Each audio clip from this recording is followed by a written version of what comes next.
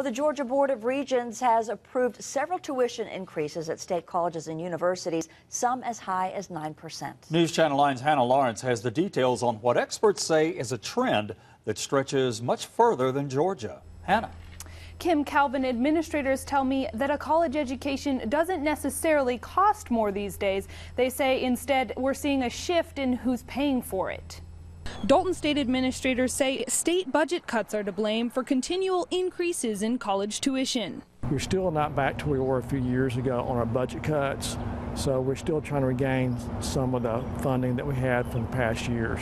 Vice President of Fiscal Affairs Scott Bailey says before the recession in 2007, the state used to pay for around 70% of a college education. For 30% that students picked up part tuition fees, and now it's more around 50-50. And it's not just Georgia students that are affected.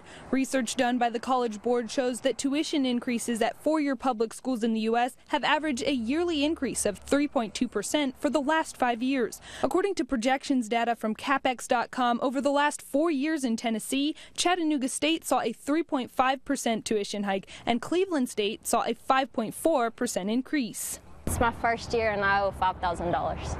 As a freshman at DCS, Kelly Chambers says tuition increases make her nervous about finishing her degree. Because I'm poor and this school costs a lot of money. Tonight, a lot of others are in the same boat. I have a friend that goes to North Georgia and she's actually coming home next semester because she can't afford it. That's a pattern school officials are seeing a lot of. Bailey says state budget cuts have resulted in lower enrollment for 13 Georgia schools. Administrators at Dalton State say the 2.5% increase will cost students an average of $75 more per semester. However, they do say there will be no increase in student fees next year. Calvin. Thanks, Hannah.